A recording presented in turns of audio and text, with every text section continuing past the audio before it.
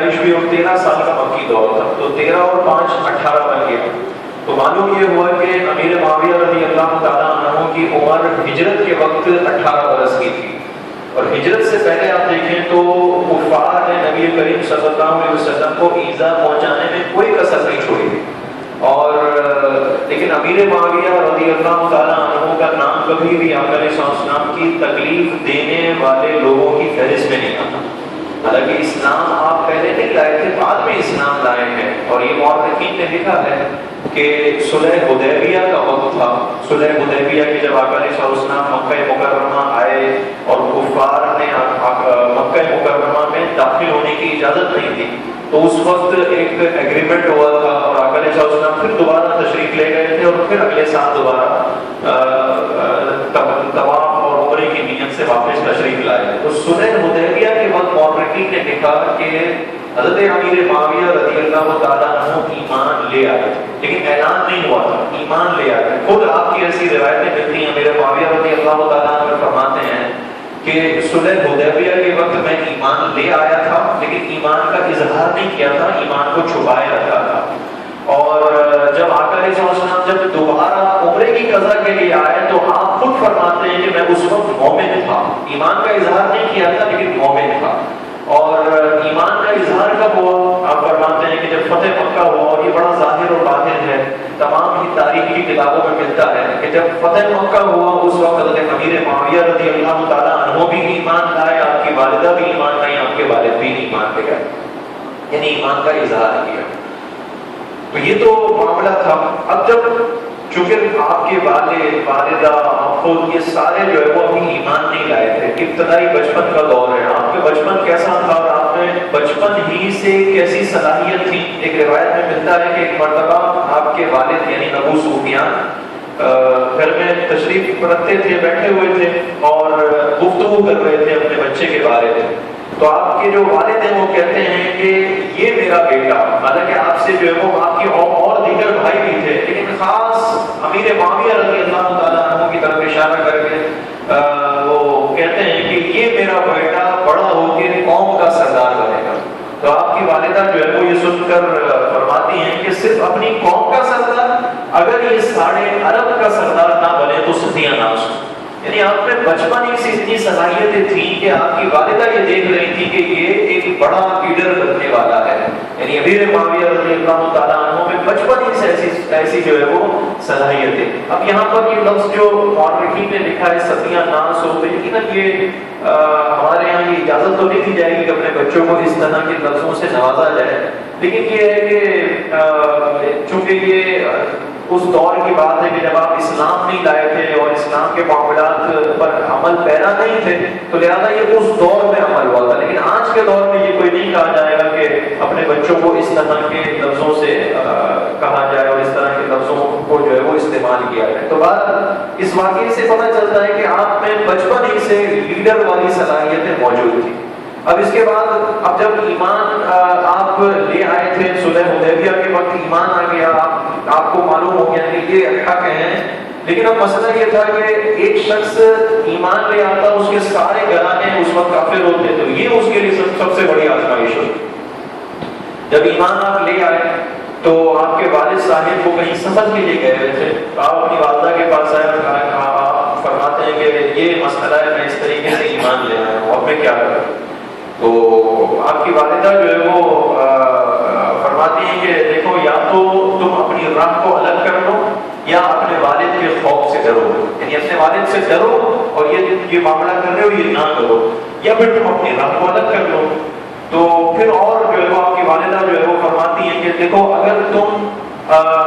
اپنے والد کے درمیان ہی رہ کر یہ معاملہ کرو گے تو تمہارا کھانا پینا سب کچھ بند کر دیا جائے گا اور تمہارا مکمل بائیکاٹ کیا جائے گا، تو لہٰذا تمہارے سامنے دو راستے ہیں۔ لیکن بہرحال آپ اپنے ایمان پر استقامت پذیر رہے اور یہ معاملہ اسی طرح چلتا گیا۔ ایک مرتبہ آپ کے والد کے سامنے یہ راز کھل گیا کہ آپ ایمان لے آئے ہیں، تو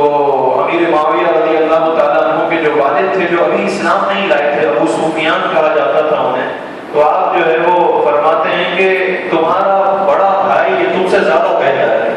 تو امیر معاویہ رضی اللہ تعالیٰ عنہ فرماتے ہیں کہ یہ بہتری اسی کو ملے، مجھے اس طرح کی بہتری کی کوئی ضرورت نہیں ہے۔ پھر بعد رفتہ رفتہ رفتہ جب وقت آیا، فتح مکہ ہوا، تو یہ پورا خاندان اسلام لے آیا۔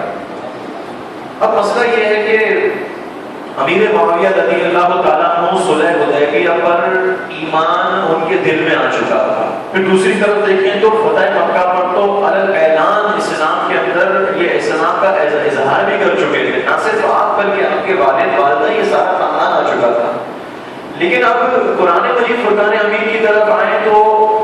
ان کا کیا مقام ہے، ان کا کیا مرتبہ ہے، اور صحابہ کرام نے کس نظر سے دیکھا کرتے تھے امیر معاویہ رضی اللہ تعالیٰ عنہ کو بالخصوص۔ تو آپ دیکھیں کہ فتح مکہ کے وقت ایمان کا اظہار بھی فرما دیا، اور آقا علیہ السلام کے ساتھ جا بجا جنگوں میں، کہیں جہاد پہ جانا ہے، کہیں کسی طریقے کی تکلیف، کوئی مشکل، کوئی پریشانی،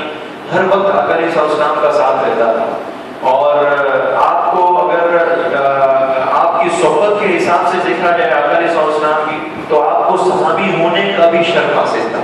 ہمارے علماء فرماتے ہیں کہ صحابی کی تعریف یہ ہے کہ جو شخص نبی کریم صلی اللہ علیہ وسلم کو ظاہری حیات میں اپنی آنکھوں سے دیکھے یا پھر آپ کی صحبت پایا ہو، اور دوسری بات یہ کہ اس کا ایمان پر ہی خاتمہ ہو گیا ہو، تو یہ شخص صحابی ہوتا ہے۔ دو چیزیں ہیں، صحابی ہونے کے لیے دو چیزیں ضروری ہیں کہ آقا علیہ السلام کی ظاہری حیات میں آقا علیہ السلام کو ظاہری آنکھوں سے دیکھ لے یا پھر صحبت پایا ہو، دو چیزوں میں سے ایک ہو کہ ظاہری آنکھوں سے دیکھے یا پھر صحبت ہی یافتہ ہو۔ تو یہ دونوں کیوں ہیں؟ یہ اس طریقے سے کہ تو ظاہری حیات میں اور خواب کا یہ معاملہ نہ ہو، جیسے آج ہم میں سے کوئی آقا علیہ السلام کا دیدار کرے، یہ صحابی نہیں ہوگا، ظاہری حیات ہوگی اور پھر آقا علیہ السلام کا دیدار کرنا۔ تو یہ دیکھیں حضرت امیر معاویہ رضی اللہ تعالیٰ عنہ نے ظاہری حیات میں آقا علیہ السلام کا دیدار فرمایا، تو یہ پہلی صحابی ہونے کی جو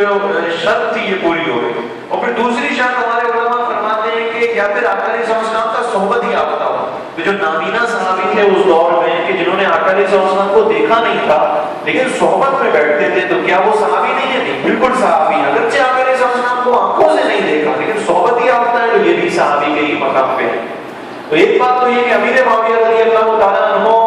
جو صحابی ہونے کی دو شرطیں، اس میں سے پہلی شرط پہ تو بالکل پورا اترتے ہیں کہ آقا علیہ السلام کو ظاہری حیات میں دیکھا بھی ہے اور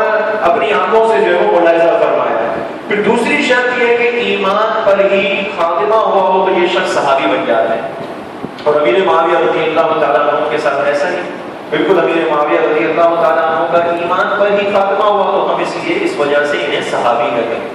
اب یہ ہوئے تو صحابی، اس میں کسی کو کوئی اختلاف نہیں ہے، لیکن مسئلہ یہ ہے کہ ایک صحابی کے بارے میں قرآن کیا کہتا ہے۔ قرآن کی طرف آئے تو اللہ تعالیٰ ارشاد فرماتا ہے رضی اللہ عنہم ورضوا عنہ، یعنی اللہ ان سے راضی ہو گیا اور یہ اللہ سے راضی ہو گئے۔ پھر وَأَعَدَّ لَهُمْ جَنَّاتٍ تَجْرِي، اور تیار کی گئی ہے ان کے لیے جنتیں جن کے نیچے سے نہریں ہیں اور یہ اس میں ہمیشہ رہیں گے، اور یہ ان کے لیے بہت بڑی کامیابی۔ تو اللہ تعالیٰ ارشاد فرماتا ہے کہ اللہ ان سے راضی ہو گیا اور یہ اللہ سے راضی ہو گیا۔ اچھا، ایک ہمارا عقیدہ ہے، تھوڑا سا توجہ سے سنیے گا۔ ہمارا عقیدہ یہ ہے کہ اللہ تعالیٰ کی جو صفات ہوتی ہیں یہ ازلی ہیں اور یہ قدیم ہیں۔ مطلب یہ ہے کہ اللہ تعالیٰ کی جیسے ذات ہے، ذات کے بارے میں بچے کو بھی پوچھا جائے اللہ تعالیٰ کی ذات کے بارے میں کیا عقیدہ، وہ کہتا ہے ہمیشہ سے ہے، ہمیشہ رہے گا۔ تو اللہ تعالیٰ کی جو صفات ہیں، صفات جیسے صفت ہے، جیسے ہم جیسے امام صاحب کی صفت، امام صاحب کی صفت ہے کہ علم ہے، علم امام صاحب کی صفت ہے، حسن اخلاق ہے، یہ صفت ہے۔ تو اسی طریقے سے بلا تفصیل صرف سمجھانے کی غرض سے تو اللہ تعالیٰ کی بھی جتنی صفتیں ہیں، جیسے اللہ تعالیٰ کی علم صفت ہے، یہ کلام جو قرآن پاک آج ہمارے پاس موجود ہے یہ بھی اللہ تعالیٰ کی صفت ہے۔ تو اللہ تعالیٰ کی جتنی صفتیں ہیں یہ سب کی سب ازلی ہیں، پہلے سے ہیں، یعنی ایسا نہیں تھا کہ ایک وقت میں نہیں تھی بعد میں ہمارے سے وجود میں آئی، نہیں، ایسا نہیں تھا۔ اللہ تعالیٰ کا جو سننا یہ اللہ تعالیٰ کی صفت ہے، اور یہ سمجھیں کہ قدیم ہے، یہ ازلی ہے اور ابدی ہے، یعنی ہمیشہ سے اور ہمیشہ رہے گا۔ ایسا نہیں تھا کہ اللہ تعالیٰ کے لیے ہم یہ کہیں کہ اللہ تعالیٰ کا سننا یہ کسی دور میں موجود نہیں تھا، بعد میں پیدا ہوا، یہ شرط جائز نہیں ہے، یہ گمراہوں کو عقیدہ ہے۔ تو بہرحال یہاں پر جو چیز میں سمجھانے جا رہا ہوں، جو بات ذکر کرنے جا رہا ہوں، یہ کہ اللہ تعالیٰ کا کلام یعنی قرآن پاک اور اللہ تعالیٰ کا علم یہ بالکل ازلی ہے، ہمیشہ سے ہے، ہمیشہ سے قدیم ہے۔ اب آپ دیکھیں قرآن مجید جو ہے یہ بھی قدیم ہے، یہ اللہ تعالیٰ کا علم بھی قدیم ہے اور قرآن پاک بھی قدیم ہے. یعنی ایسا نہیں تھا کہ ہم یہ کہیں گے کسی دور میں نہیں تھا بعد میں آیا، ایسا نہیں. اب اللہ تعالیٰ نے ازل ہی سے یہ قرآن پاک کی آیت جو ہے وہ یہ اللہ تعالیٰ کے علم میں بھی ہے. اور قرآن پاک میں یہ ارشاد ہے رضی اللہ عنہ اللہ ان سے راضی ہے اور یہ اللہ سے راضی ہے. تو معلوم یہ ہوا کہ یہ جو قرآن میں ہے یہ تو پہلے سے ہی لکھا ہوا. اللہ تعالیٰ جو ہے وہ پہلے سے ہی جانتا ہے کہ یہ اس طریقے سے یہ فلاں فلاں صحابی ہوں گے، آقا علیہ السلام کے ساتھ رہیں گے، اپنی جانوں کے نذرانے پیش کریں گے، دین کو اتنا عروج پہ پہنچائیں گے، اور یہ صحابی ہیں سارے. اللہ تعالیٰ پہلے سے ہی جانتا تھا کہ امیر معاویہ رضی اللہ تعالیٰ عنہ کو بھی شرف صحابیت ملے گا. اور اللہ تعالیٰ نے پہلے سے ہی یہ ذکر فرما دیا کہ اللہ ان سے راضی ہے اور یہ اللہ سے راضی ہے. اب آپ مجھے بتائیں کہ ازل ہی سے یہ فیصلہ ہو گیا ہے کہ جتنے بھی صحابی ہیں اللہ ان سے راضی ہے اور یہ اللہ سے راضی ہے. یہ ازل ہی سے فیصلہ ہو گیا، یہ پہلے سے ہی فیصلہ ہو گیا اللہ تعالیٰ کے علم میں. یہ سمجھیں کہ اس دنیا کے پیدا ہونے سے پہلے کی بات ہے. لیکن آج کے دور میں اگر کوئی شخص یہ کہے کہ امیر معاویہ رضی اللہ تعالیٰ عنہ کے لیے کوئی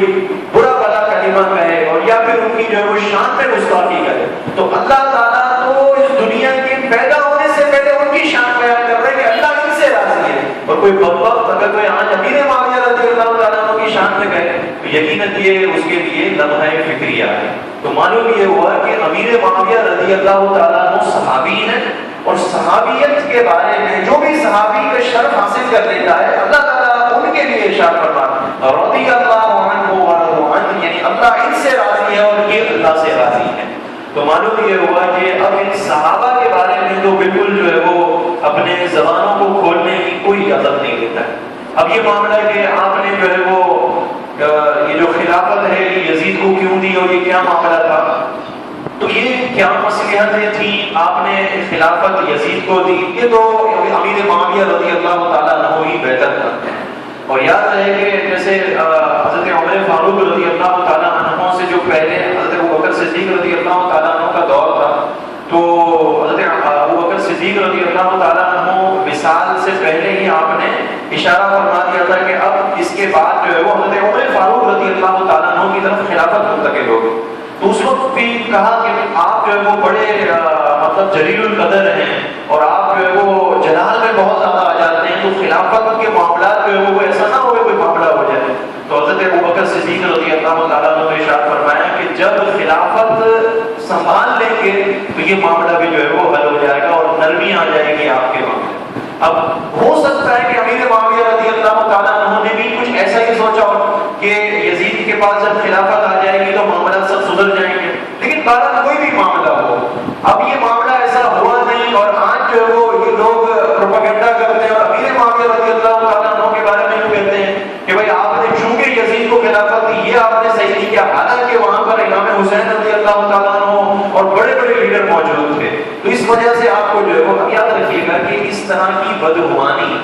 اس طرح کی جو ہے بدگمانی کوئی شخص کرے کہ امیر معاویہ رضی اللہ تعالیٰ عنہ نے اپنے بیٹے کو فوقیت دی، وہاں پر جو ہے وہ امام حسین رضی اللہ تعالیٰ عنہ بڑے بڑے لیڈروں کو فوقیت نہیں دی. تو اس طرح کی بدگمانی تو ایک عام مسلمان سے جائز نہیں ہوتی، چاہے جائے کہ امیر معاویہ رضی اللہ تعالیٰ عنہ جو کہ صحابی ہیں.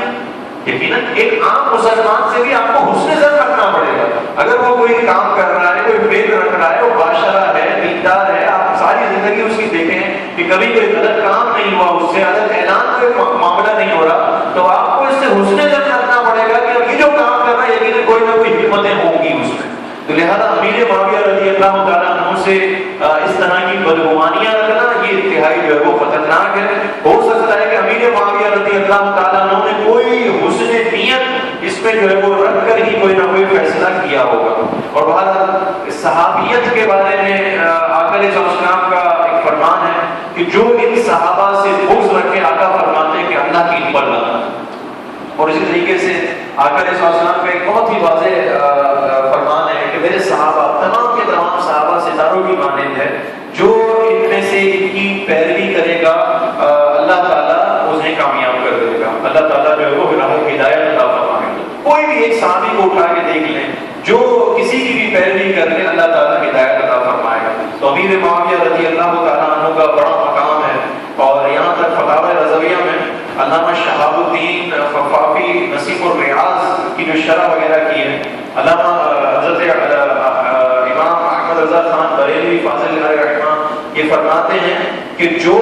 حضرت امیر معاویہ رضی اللہ تعالیٰ عنہ پر طعن کرے وہ جہنم کے کتوں میں سے ہوتا ہے۔ تو معلوم یہ ہوا کہ ان کے بارے میں کچھ بھی زبان سے نکالنا یہ بہت ہی خطرناک ہے۔ ہمارے یہاں پر ذرا جو ہے وہ لوگ کوئی معاملہ دیکھتے ہیں اور پھر جو ہے وہ کچھ نہ کچھ شروع کر دیتے ہیں بولنا۔ اب آپ ذرا پیچھے کی طرف تاریخ کی طرف جائیں، بس اس معاملے کو لے کے لوگوں نے جو ہے وہ پروپیگنڈا شروع کر دیا۔ حالانکہ اب تاریخ کی طرف آئیں، صحابہ کرام میں، اہل بیت میں اور امیر معاویہ رضی اللہ تعالیٰ عنہ کی کیسے تعلقات اور ان کے کیسے معاملات ہیں۔ تاریخ ہمیں یہ بتاتی ہے کہ ایک وقت آیا حضرت علی رضی اللہ تعالیٰ عنہ خلافت کے مسند پر آئے تو حضرت امیر معاویہ رضی اللہ تعالیٰ عنہ چونکہ اس وقت مدینہ منورہ میں ہی موجود تھے تو آپ نے حضرت علی رضی اللہ تعالیٰ عنہ سے عرض کی کہ آپ حضرت عثمان غنی رضی اللہ تعالیٰ عنہ کے قاتلوں کو ان کے کیفر کردار تک پہنچائیں۔ اب یہاں سے جو ہے وہ تھوڑا معاملہ شروع ہوا یوں کہ آپ کا اصرار یہ تھا کہ آپ ان کو کسی بھی طریقے سے کیفر کردار تک پہنچائیں۔ حضرت علی رضی اللہ تعالیٰ عنہ فرماتے ہیں کہ یقیناً کہ جب یہ سارے جو ان کے شہید کرنے والے تھے، جو مجرم تھے، یہ پکڑے جائیں گے، سارے معاملات پورے ہوں گے تو ان کو یقیناً کو سزا دی جائے گی۔ لیکن بہرحال یہ معاملہ ہوا تو حضرت امیر معاویہ رضی اللہ تعالیٰ عنہ شام کی طرف چلے گئے۔ پھر یہ سارا دور گزرا، حضرت علی رضی اللہ تعالیٰ عنہ کا ایک پورا دور گزرا، آپ کا وصال ہوا۔ حضرت امام حسن رضی اللہ تعالیٰ عنہ کے پاس قیادت آئی تو اس وقت حضرت امیر معاویہ رضی اللہ تعالیٰ عنہ نے آپ کو شام کی طرف بلایا اور آپ یہ جو حضرت امام حسین رضی اللہ تعالیٰ عنہ تھے، حضرت حسن رضی اللہ تعالیٰ عنہ تھے اور حضرت قیس رضی اللہ تعالیٰ عنہ تھے، یہ سارے لشکر یہ جب شام پہنچا میٹنگ ہوئی ان کی، امیر معاویہ رضی اللہ تعالیٰ عنہ نے ان سے جو شہزادے تھے ان سے جو ہے وہ عرض کی کہ مسئلہ یوں ہے کہ یہاں پر میرے ساتھ لوگ بہت زیادہ ہیں، لہٰذا آپ یہ خلافت مجھے دے دیں تاکہ معاملات جو ہے وہ حسن طریقے سے میں ادا کروں۔ تو اب یہ جو یہاں پر امیر ایک تو حضرت امام حسین رضی اللہ تعالیٰ عنہ اور پھر امام حسن رضی اللہ تعالیٰ عنہ، انہوں نے بلا کسی کوئی بھی کسی جو ہے وہ رکاوٹ کے ساتھ آپ کو یہ خلافت دے دی، ٹھیک ہے آپ یہ خلافت سنبھالیں اور ہم پیچھے چلے جاتے ہیں۔ کوئی جو ہے وہ اس میں نظر نہیں ہوا، کسی قسم کا کوئی معاملہ نہیں ہوا۔ اب آپ دیکھیں یہاں پر ایک معاملہ ایسا ہوا کہ امام حسن رضی اللہ تعالیٰ عنہ بھی، امام حسین رضی اللہ تعالیٰ عنہ بھی، اور بالکل جو ہے وہ آپ نے کہا ٹھیک ہے آپ یہ خلافت کے معاملات سنبھالیں۔ اور اب آپ وہاں کربلا کے میدان میں جائیں کہ یزید کہہ رہا تھا کہ آپ بس بیعت کر لیں، آپ خلافت مجھے دے دیں، آپ بس میری بیعت کر لیں، آپ کو چھوڑ دیا جائے گا، مان دیا جائے گا، جو چاہیں گے آپ کو ملے گا۔ لیکن وہاں پر امام حسین رضی اللہ تعالیٰ عنہ نے بیعت نہیں کی۔ وجہ کیا تھی کہ وہاں پر امیر معاویہ رضی اللہ تعالیٰ عنہ کو تو خلافت دے دی، یہاں پر یزید کو بیعت کی جا رہی۔ وجہ یہی تھی کہ وہاں پر اہل کا مسئلہ تھا اور یہاں نہ اہل کا، تو لہذا امیر معاویہ رضی اللہ تعالیٰ عنہ کا جو معاملہ ہے وہ کسی بھی طریقے سے ان کو تانا زنی کرنا یا ان کے بارے میں کچھ کہنا یہ اپنے آپ کو سمجھیں کہ ہلاکت میں ڈالنے کے مترادف ہے۔ تو لہذا تھوڑا بہت جو ہے نا سمجھی کا جو ہے وہ مظاہرہ یہ ہمیں جو ہے وہ کہیں ایسا نہ ہو کہ بروز معاشر ہمارے لیے سوال کھڑے کر دے۔ امیر معاویہ رضی اللہ تعالیٰ عنہ کی شخصیت، ان کا خوف خدا، ان کا دین کے لیے ساری زندگی محنت اور مشقت کرنا یہ کسی پر جو ہے وہ پوشیدہ نہیں ہے۔ یہاں تک کہ آپ کے مورخین نے لکھا ایک مرتبہ صبح کا وقت فجر کے وقت میں ایک شخص آیا آپ کو اٹھا رہا ہے تو آپ کی آنکھ کھلی، غیر معمولی شخص تھا، ایک تو گھر والے آ جائیں، کوئی دوست احباب رشتے دار کوئی آمنے سامنے رہنے والے آ جائیں، تو ایک غیر معمولی شخص آیا آپ کو اٹھانے لگے۔ آپ اٹھے اور آپ نے اس سے پوچھا تو کون ہے؟ اس نے پہلے تو بتایا نہیں اور بعد میں کہیں جا کر بتایا کہ میں شیطان ہوں۔ تو امیر معاویہ رضی اللہ تعالیٰ عنہ نے اس سے بہت پوچھا کہ تو شیطان ہے اور تجھے فجر کی نماز کے لیے اٹھا رہا ہے، حالانکہ تیرا تو یہ کام نہیں ہے۔ تو پہلے تو اس نے کہا کہ نہیں میں جو ہے وہ نیک ہو گیا ہوں، پھر کبھی کہا کہ میں نے اللہ تعالیٰ کی بارگاہ میں توبہ کر لی ہے، پھر اور اس سے پوچھا کہ تو کہتا ہے کہ نہیں میں نیکی کو پسند کرتا ہوں، کبھی کہتا ہے کہ نہیں میں تو ہمیشہ سے ہی نیک ہوں، بار بار یہ ہیلے بہانے کرتا رہا۔ امیر معاویہ رضی اللہ تعالیٰ عنہ نے بار بار اصرار کر کے پوچھا تو وہ جو شیطان تھا جو انسان کے روپ میں آیا تھا وہ کہتا ہے کہ مسئلہ یہ ہے کہ میں نے آپ کو اس لیے اٹھایا کہ اگر آپ کی فجر کی نماز قضا ہو جاتی تو آپ اللہ عز و جل کی بارگاہ میں اتنا زاروں قطار ہوتے کہ اللہ تعالیٰ اس نماز نماز سے 1000 گنا زیادہ اجر آپ کے نامہ اعمال میں منتقل کرتا ہے۔ تو یہ تھا ان کا خوف خدا کا عالم، یہ صحابی رسول ہیں۔ پھر ان کا خوف خدا، ان کے اسلام کے پیغامات پہنچانا، اسلام کے لیے محنت مشقت کرنا، یہ کسی پر جو ہے وہ پوشیدہ نہیں ہے، بہت ہی ظاہر و واضح ہے، تاریخ کی کتاب میں لکھے ہوئے ہیں۔ لہذا امیر معاویہ رضی اللہ تعالیٰ عنہ کو یزید کی وجہ سے کچھ کہنا، اس سے پہلے جو ہے وہ بہت سوچنا سمجھنا چاہیے، اور یہ جو روایات ہیں یہ ہمارے سامنے ہونی چاہیے۔ یہ تو ایک عام اصول ہے، یہ تو ایک صحابی رسول صلی اللہ علیہ وسلم ایک عام اصول ہے کہ عام ہم میں سے بھی اگر کوئی شخص ہے، ہمارے بیٹے کی وجہ سے ہمارے پر کوئی جو ہے وہ تانا نہیں آئے گا، یعنی بالفرض اللہ نہ کرے کسی کا بیٹا دائرہ اسلام سے نکل جاتا ہے، کوئی بد مذہبیت کی طرف نکل جاتا ہے، تو بروز محشر کس بیٹے کی وجہ سے باپ پر کوئی بوال نہیں آئے گا۔ ہاں ایک بات ہے کہ ان کی تربیت دی جائے، انہیں سکھایا جائے، اگر بچے کو سکھاتا ہے سمجھاتا ہے اور جیسی تربیت باپ کو کرنی چاہیے ویسی کرتا ہے، لیکن اس کے باوجود اس کا بچہ جو ہے وہ ہاتھ سے نکل جاتا ہے، بد مذہب ہو جاتا ہے، بالفرض کفر اختیار کر لیتا ہے، تو باپ سے کسی قسم کا بروز محشر سوال نہیں کیا جائے گا، کیونکہ باپ کی ذمہ داری تھی تربیت کرنا، اسلام کے بارے میں بتانا، احکامات بتا دینا اور اچھی تربیت کرنا۔ اس کے بعد جو اگر راہ وہ غلط اختیار کرتا ہے، سب کا وبال اس بچے پر آئے گا۔ تو یہاں پر جب یہ اصول ہے اور تمام مسلمانوں کے لیے اصول ہے، تو پھر امیر معاویہ رضی اللہ تعالیٰ عنہ کے لیے ایک الگ اور انفرادی اصول بنا کر انہیں مورد الزام ٹھہرانا یہ یقیناً کسی بھی طریقے سے جائز نہیں ہوگا۔ اللہ تعالیٰ سے دعا ہے کہ اللہ تعالیٰ